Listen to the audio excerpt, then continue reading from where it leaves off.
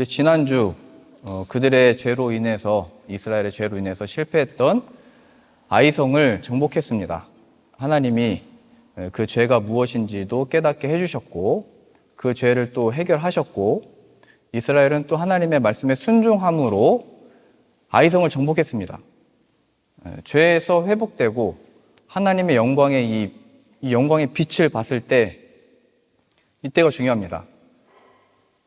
다시 회복되고 영광으로 취하고, 그때가 이 빛이, 갑자기 지금 말씀이 있는데 빛이 비쳤잖아요. 이게 너무 이 빛이 세니까 갑자기 눈이 이렇게 잘 안 보입니다. 막 눈부시고 보이지도 않고, 우리가 뭔가 회복되고 그래서 승리도 얻고 잘 된다라고 생각했을 때가 바로 이게 앞이 안 보이는 때입니다. 내가 어떤 존재인지, 또 하나님이 어떤 존재인지도 잊어버려서 또 가장 자만할 수 있는 시기입니다. 우리 박진수 집사님이 졸업시험 봤을 때 좋은 점수를 받으셨잖아요. 근데 살짝 만점이 아닌, 그죠? 몇 점이었죠? 좋은 점수 받았는데, 그래서 이제 좋은 점수를 받으셔서 이게 만점이 아닌 이유는 자만하지 않기 위해서다, 이렇게 제가 말씀드렸던 게 기억이 나는데요. 그러니까 하나님이 승리를 주시고 죄에서 회복해 주셨을 때, 그럼 자연스럽게 하나님을 더 사랑하고 또 하나님을 더 섬기고 하나님을 높이면 좋은데, 인간이 그렇지 않다는 겁니다. 그러니까 이 아이성에서의 전투 전에 여리고성을 점령했잖아요. 그때도 하나님이 주신 은혜로 다 순종함으로 정복을 했을 때 거기로부터 죄가 나왔습니다. 아간이 하나님의 말씀한 대로 다 한 것이 아니고 자신이 원하는 대로 음과 금과 외투한 벌을 취해버렸죠.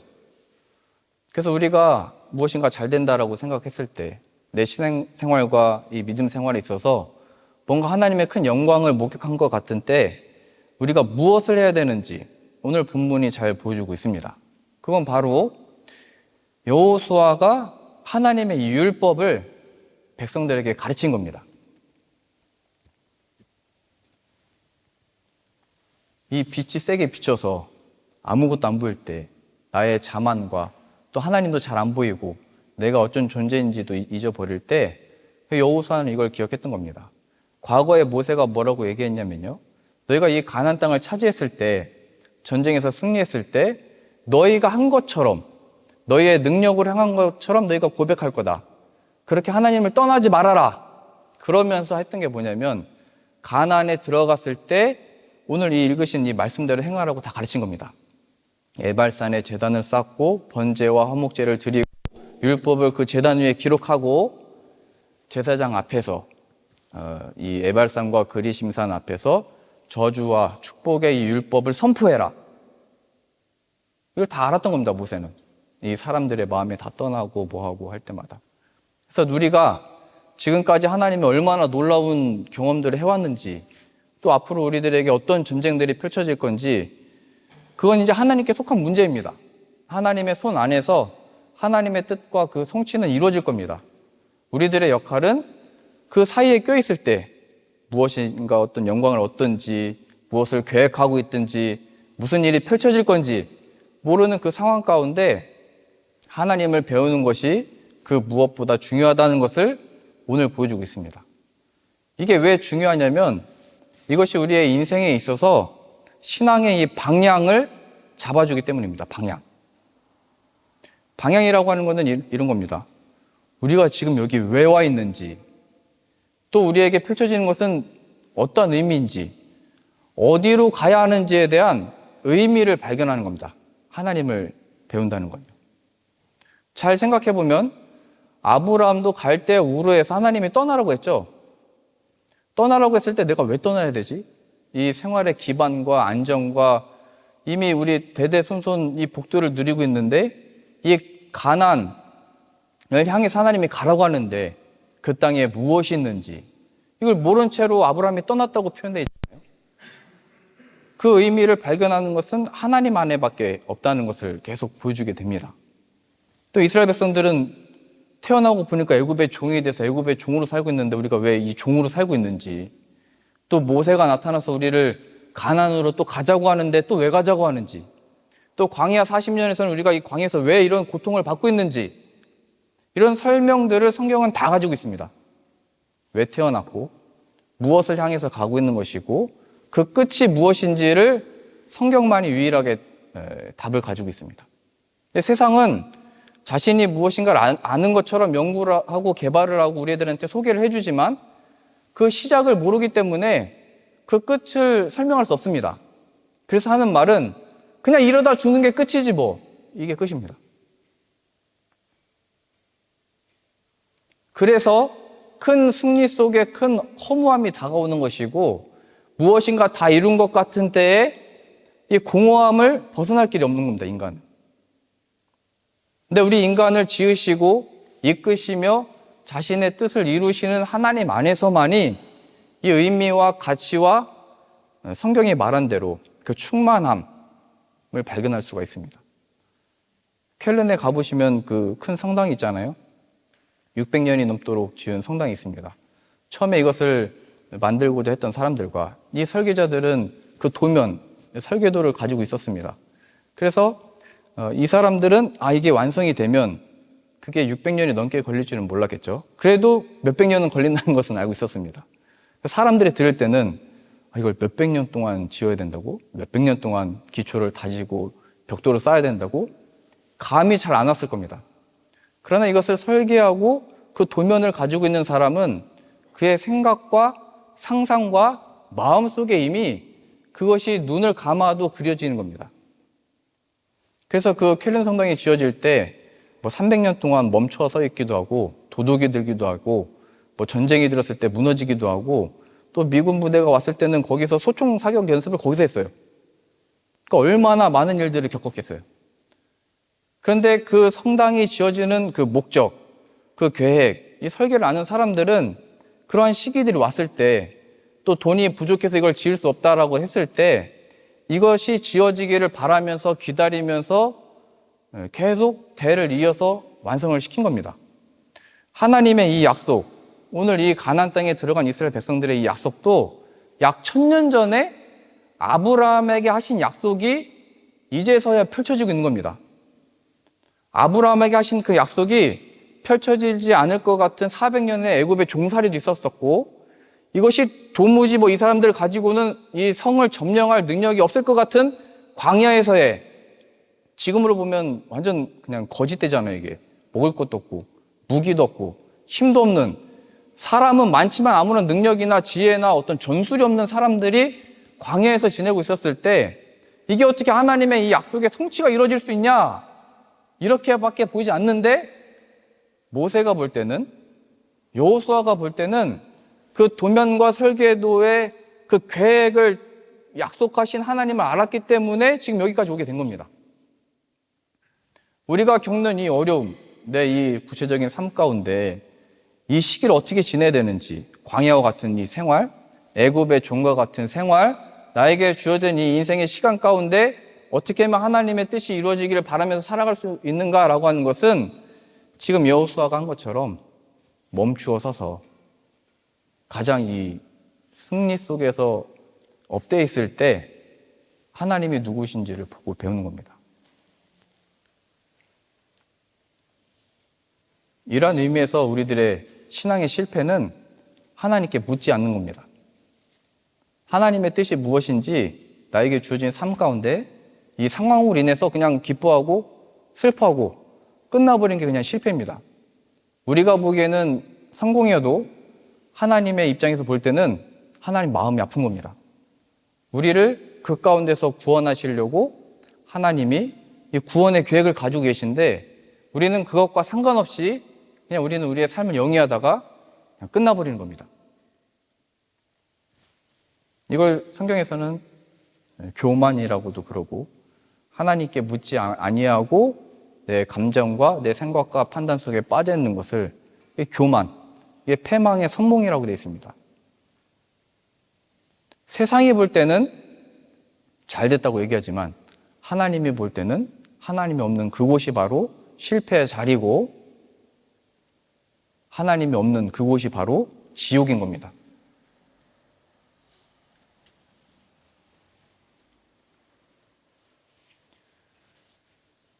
그래서 오늘 이 본문 말씀에 이제 앞으로 우리 교회가 지금까지 무엇을 경험해왔든지 또 무엇을 계획하고 하나님이 무슨 일을 펼치시든지 그건 하나님께 속한 문제입니다. 우리가 행할 바는 하나님 배우는 것을 계속하는 겁니다. 지금 잘 보시면 여호수아가 이렇게 표현되어 있습니다. 여호수아서 8장 30절 보시면요. 그때 여호수아가 이스라엘의 하나님 여호와를 위하여 에발산에 한 제단을 쌓았다. 하나님을 위해서 했다라는 표현이 있습니다. 보통은 이게 우리 성도를 위해서, 목사님을 위해서 성경 공부를 책을 읽고 공부를 하고 가르친다 표현을 하는데 여기 본문에서는 하나님을 위해서 이렇게 했다 표현되어 있습니다. 그러니까 여호수아의 이 허락하신 이런 상황들의 어떤 목적은 이게 지금 하나님이 행하시고 있는 일이고 하나님 앞에 펼쳐지고 있는 일이라고 하는 이 시각이 있었던 겁니다. 하나님을 위하여. 그럼 하나님을 위하여 무엇을 한 거냐면 하나님의 말씀을 가르친 겁니다. 그럼 구체적으로 보면 그게 뭐였냐면 한 900m 되는 에발산이 북쪽에 있었고 그 다음에 200m 떨어진 남쪽에 그리심산이 조금 더 높게 900m 넘게 서 있었습니다. 그래서 이 오른쪽에는 6지파가 그 산 앞에 서게 했고 나머지 6지파는 이 에발산 앞에 서게 했습니다.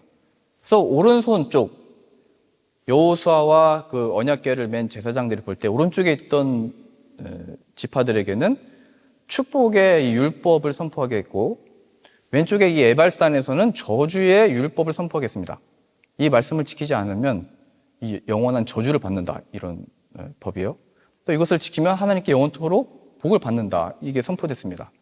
그러면 하나님을 위해서 이것을 했다라고 했는데 그게 뭐냐면 에발산에 제단을 쌓았거든요. 이 축복의 산이 아니고 이 저주의 산에서 이곳에서 제단을 쌓고 거기서 번제와 화목제 하나님과의 그 교제 하나님과의 화목 하나님과의 교제를 의미하는 그 제사를 이 저주가 선포되는 곳에서 제사를 지냈다는 것은 우리가 죄로 인해서 심판받을 수 없는 그곳에서 하나님이 하나님과의 관계를 만들어내시겠다 이런 의미입니다.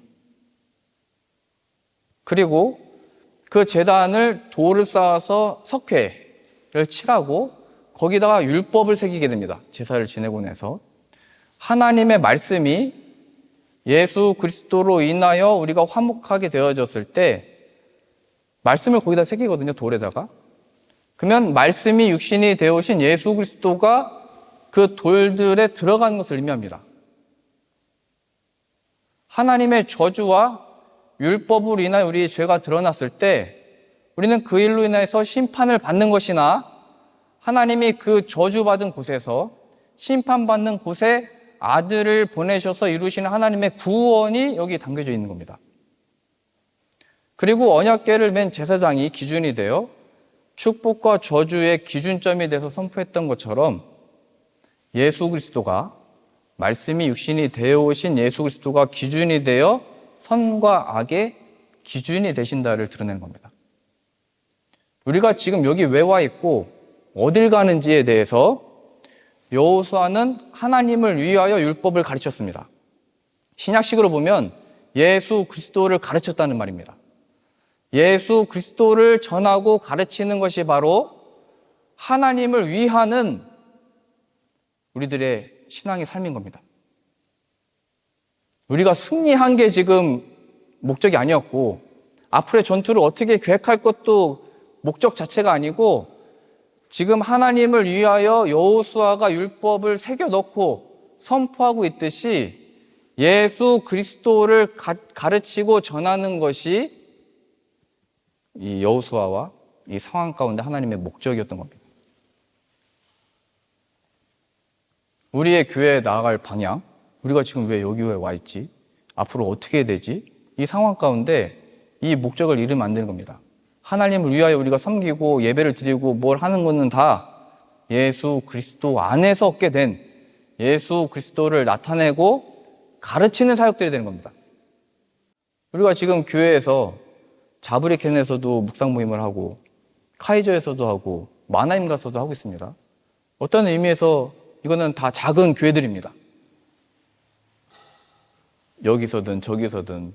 근데 우리가 이것을 하고 있는 이유는 예수 그리스도가 그 땅에 필요하기 때문에 하나님이 다 거기에 있게 하신 거고, 다 보내셨다라고 하는 믿음 안에서 갈 수 있는 것이고, 저도 가서 같이 예배할 수 있는 겁니다. 예수 그리스도를 놓치면 거기서 하는 게 맞는지, 이미 거기 교회들이 많은데 뭐 거기까지 가서 해야 되는지, 또 굳이 왜 멀리서 이 란투슈트까지 와서 예배를 드려야 되는지. 예수 그리스도가 선포되어지는 곳에 우리는 가야 되고, 예수 그리스도를 배울 수 있는 곳에 또 모여야 됩니다. 또 우리는 가서 얼마든지 또 예수 그리스도를 가르칠 수 있습니다. 우리가 주일 예배는 이곳에서 모이지만 금요일마다 모이는 그 장소가 하나님을 예배하는 곳이 되는 것이고, 그것이 바로 여호수아가 하나님을 위하여 이 율법을 가르쳤다 했던 것처럼 하나님을 위하여 저는 어디든지 갈 수 있는 겁니다. 예수 그리스도의 복음을 들고. 이게 교회의 역할인 겁니다. 우리가 처음에 영국 가서 음악 선교 이거 하자고 했을 때 우리 성도님들은 저한테 뭐라고 안 하는데, 뭐 독일 왔으면 독일 살면 되지 왜 뭐 그 영국까지 가냐, 이런 얘기를 이제 저한테 목사님들이 하시는 겁니다. 뭐 거기까지 하냐, 또 우리가 갔다 와서 또 지금 동유럽 얘기하고 있잖아요. 뭐 동유럽까지 가냐, 지금 여기서도 얼마든지 할 수 있는데. 그때 영국에서 연락 받았던 게 그거였잖아요. 믿음 없는 분들이 오셨는데 이게 복음은 전해야 되는데 그게 어렵다. 그래서 우리가 그 한 이야기를 듣고 복음 전하기 위해서 우리가 할 수 있는 음악과 우리가 할 수 있는 것들을 가지고 간 겁니다. 기도하는 마음으로. 못 갈 데가 없는 겁니다. 물론 연락을 받았습니다. 지금 우크라이나에 들어갈 수 없어가지고 사람들이 폴란드에서 음악 사역하는 사람들도 지금 많이 와 계십니다. 한국에 계신 팀들도 와 있고, 음악 하시는 분들도 폴란드의 그 우크라이나 분들을 위한 음악회를 이렇게 준비를 하고 있잖아요. 저도 선교사님 연락해서 전쟁이 마치면 빨리 그 끝나기를 원하고 우리 가고 싶어 하고 있다고, 지금 기도하고 있다고. 우리가 거기 가는 이유가 뭡니까? 뭐 실력이 있기 때문에 가는 게 아니잖아요. 우리가 가는 게 뭐 그분들에게 위로가 되겠어요?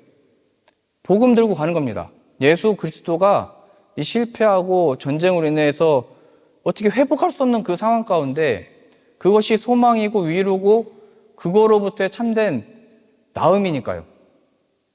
그 복음 전하기 위해서 그 길을 찾는 거잖아요.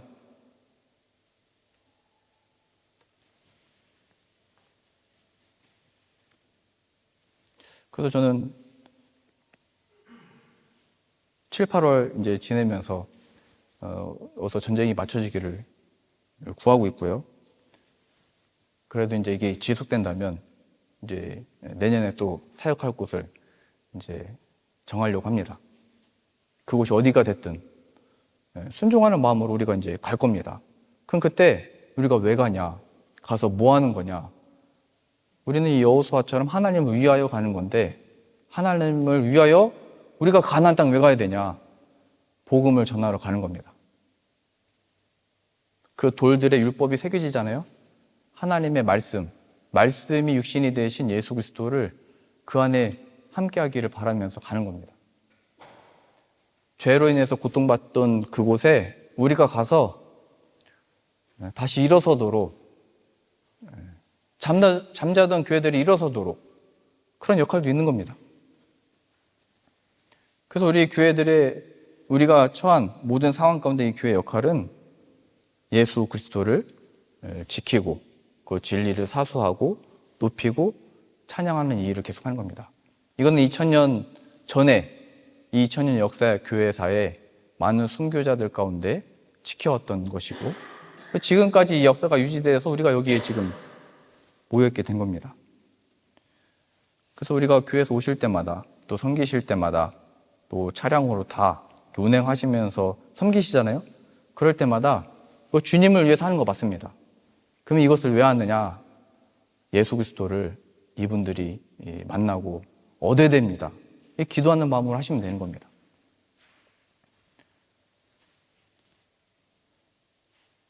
이 교회 나아갈 방향, 예수 그리스도. 또 오늘 우리 가정에서 나아갈 방향이 그럼 무엇일까? 이것도 좀 보고 싶은데요. 우리 자녀들을 양육할 때 저희 어머니는 늘 말씀하셨습니다. 나는 지금 목회자고 너한테 나중에 물려줄 게 없다. 은퇴하면 성경밖에 없으니까 성경 외워라. 이게 내가 물려줄 전부다. 이렇게 말씀하셨던 게 기억이 나고 그래서 이제 말씀만 외웠습니다. 그래서 그게 지금 저의 재산이 됐고 이 말씀 따라 이 복음 따라 가는 것이 이 인생에 가장 가치 있고 의미 있고 만족이고 행복이라는 것을 저는 점점 발견하고 있습니다. 여러분들이 저를 보실 때는 어떨지 모르지만 하나님이 이 모든 것을 주관하고 계시고 모든 것을 사용하셔서 동원하시고 역사하신다는 것을 저는 지금 여러분들과 함께 경험을 하고 있기 때문에 없습니다. 저한테 연락합니다. 필요한 게 있습니까? 지금 독일에서 힘들게 그렇게 사역하신다는데 필요한 게 있습니까? 뭘 도와드립니까? 좀 계속 전화가 옵니다. 막 모르는 사람들한테. 그럼 모르는 사람한테 좀 전화 오면 잘 안 받거든요. 그리고 분명 우리 성도님들 이용해서 이렇게 돈 빌려가고 그런 사람 많이 받기 때문에 그러면 저는 이렇게 얘기합니다. 예수 그리스도가 필요합니다. 아니 지금 상황을 보면 이것도 필요하고 저것도 필요하고 이거 해야 되는 거 아닙니까? 앞으로 목사님 이렇게 선교 사역 하신다는데 그 사역을 위해서는 이것도 필요한 거 아닙니까? 그러니까 예수 그리스도가 필요합니다. 그게 우리의 눈과 마음과 생각을 지키는 방법입니다. 수아가 지금 제 딸이 여기 앉아 있는데요. 제가 수아한테 줄 수 있는 거는 예수 그리스도. 그게 가장 값진 겁니다. 물론 저한테 바라고 원하는 것도 많겠지만 예수 그리스도가 가장 귀한 것을 알면 그걸 나누는 겁니다. 그걸 전하는 겁니다. 우리 부부 사이에도 마찬가지잖아요. 처음에 이런 보수적인 교회에서는 이런 게 있는데요. 이런 얘기를 합니다.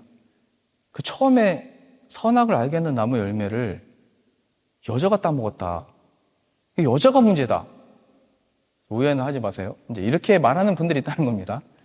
그래서 무슨 일이 생기면 여자는 본래 그렇다 이제 이렇게 탓하는 겁니다. 여자가 먼저 회개된다 이렇게 이제 싸우는 겁니다. 근데 잘 생각해 보면 하나님이 말씀을 먼저 준 거는 여자가 아니고 남자였습니다. 아담에게 말씀하셨고 하와도 알고 있었겠죠. 그러면 여자가 그거를 따먹을 때 남자 역할이 있었던 겁니다. 여자가 그렇게 하지 않도록 지켜줬어야 되는 겁니다. 아니면 따먹은 것도 몰랐으면 이 여자가 따먹고 왔을 때 같이 먹자고 했잖아요. 그때 하나님의 말씀이 떠오르도록 가르쳤어야 되는 겁니다. 하나님을 위해서. 하나님의 뜻이 뭐였는지. 근데 이 여자가 좋다고 같이 먹어버린 거잖아요. 그래서 바울이 뭐라고 표현했냐면 여자는 더 연약한 그릇이다라고 표현됐습니다. 더 연약하다는 것은 우리 교회도 성도님들이 여자 성도님들이 약해 보이는 분이 없잖아요. 몸이 약해 보이고 이런 약한 걸 얘기하는 게 아니고 하나님을 잊어버리고 자신의 어떤 거에 집중하기 쉽다는 거예요. 하나님이 아니고 다른 것에 마음을 쉽게 뺏길 수 있고 하나님이 아니고 다른 것에 마음과 행실을 뺏길 수 있다는 거예요. 그러니까 남자들이 그걸 봤을 때 도와주라는 거예요. 지키라는 거예요, 내 아내를. 그러니까 성경에 뭐라고 표현되어 있냐면 은혜의 이 영광을 같이 취할 자니까 귀하게 여겨라.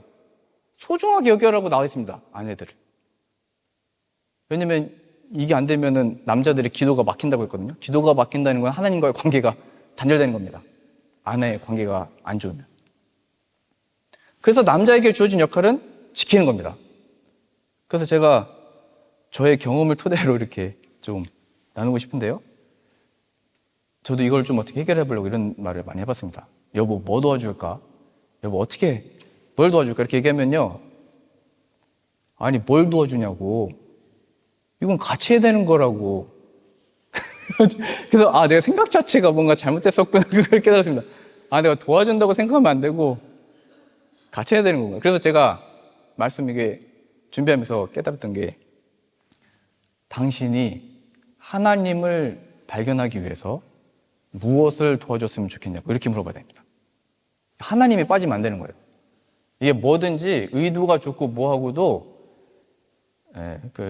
그렇습니다. 이 말이라는 게 끝이 없습니다. 그러니까 앞에다가 항상 하나님을 위해서 혹은 하나님을 당신이 더 가까워지기 위해서 내가 무엇을 도와줬으면 좋겠습니까? 이게 지혜로운 표현인 것 같아요. 그러면 우리 그 아내분들은 그때 하나님이 주신 또 지혜가 있을 겁니다. 내가 뭐가 필요한 건지, 하나님과의 관계, 어떻게 보면 이게 끊어진 거거든요. 하나님을 그 관계 속에서 발견할 수가 없기 때문에 괴로운 거거든요. 그때 내가 하나님을 더 발견하기 위해서 이거를 도와주세요. 이렇게 얘기하면 되는 겁니다. 그럼 그때 막 여러 가지가 떠오를 거거든요. 이것도 도와줬으면 좋겠고 저것도 도와줬으면 좋겠고. 근데 절대 한 가지만 얘기해야 됩니다. 이게 남자가 마음이 있어도 한 가지 이상 넘어가면은 딴 생각이 나기 시작하기 때문에 또 어떤 분들은 메모장에다가 막 10개씩 적는 분들이 있거든요. 절대 그렇게 하면 안 됩니다. 그냥 하나님을 위해서 무엇을 도와드릴까요? 한 가지만 딱 그때 말씀하시면 돼요. 그리고 나서 이 남자들이 도와줬을 때 내가 당신 덕분에 하나님의 이 은혜를 알았다. 하나님을 더 알게 됐다. 당신을 통해서 내가 하나님을 더 알게 됐다. 고맙다. 고맙습니다. 이렇게 얘기하면 됩니다. 물론 뭐 뽀뽀를 하면 좋겠지만 이게 어색할 수가 있기 때문에 그건 알아서 하세요. 제가 뭐 그것까지. 그럼 또 반대로 남편분들이 생각할 수 있습니다. 반대로 나도 그렇게 아내가 나한테 해줘야 되는 거 아닌가 말할 수 있지만 남편은 그냥 아내가 고맙다고 하면은 같이 있어주는 것만으로도 감사한 겁니다. 성경에 다 써 있는 거예요. 그게 남자가 지키지 못하는 거라고요. 하나님을 더 만나도록 가까워지도록 하나님 그 안에 거하도록 도와줘야 되는 거예요. 우리가 뭐 더 잘해줄 수 있고 못해주기 때문이 아니고 하나님과의 그 관계가 힘들기 때문에 지금 괴로워하고 있는 겁니다. 더 연약한 그릇이다. 이런 의미에서 저도 회개를 많이 하고 많이 배웠습니다. 이걸 좀 개인적으로 좀 적용을 해보고 싶은데요. 근데 개인적으로는 이거를 그 목적과 이게 뭐냐라고 했을 때 하나님을 배우는 게 중요하다고 했잖아요. 예수 그리스도가 그 안에 있어야 된다고 했잖아요. 그럼 그 반대가 뭐냐라고 했을 때 창세기 1장의 표현에 그 온 땅에 혼돈, 공허함이 가득했다고 했어요. 흑암이. 그러니까 하나님이 이 천지 만물 6일 동안의 창조의 역사가 일어나기 전까지의 상태가 뭐였냐면 공허함, 흑암, 방향을 잃었다는 겁니다. 혼돈. 6일 동안의 창조, 그게 말씀이시잖아요. 말씀하시는 대로 성취된 것. 이 하나님의 말씀이 육신이 되어오신 예수 그리스도가 없는 상태가 바로 공허함입니다. 우리 인간의 깊은 곳을 그 어떤 것으로도 채울 수 없는 상태.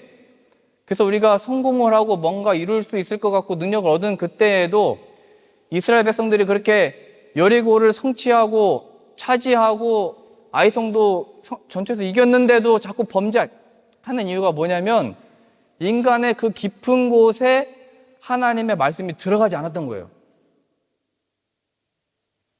부흥의 시대 때로 보면 부흥의 역사가 일어나서 하나님이 다 예수 그리스도를 얻었을 때 부흥의 그 분위기가 그냥 다 좋았던 거예요. 사람들이 순해지고 착해지고 유해지고 사랑하고 베푸는 그 분위기가 좋으니까 그 공동체를 얻기 싶어서 들어왔는데 그 말씀이 그 사람 안에 들어가기 전까지는 그 평강이나 위로나 이 소망을 얻을 데가 없는 거예요. 그래서 이런 사람들이 사람 보고 상처받았다고 얘기하는 거고 사람 때문에 교회 안 나온다고 얘기하는 거고 이런 사람들이 사람 때문에 좋다고 하고 그냥 사람 눕히고 끝나버리는 거예요. 그러나 그 예수 그리스도를 얻게 된 자들은 나의 이 공허함이 예수 그리스도로 인하여 충만함을 얻게 되는 것이고 이 공허함의 결과가 뭐냐면 방향을 잃어버린 거거든요. 그게 혼돈이에요. 혼돈. 내가 지금까지는 이렇게 해서 뭔가 채워지고 이렇게 해서 채워지고 성공하고 갔는데 이게 인생이 단가?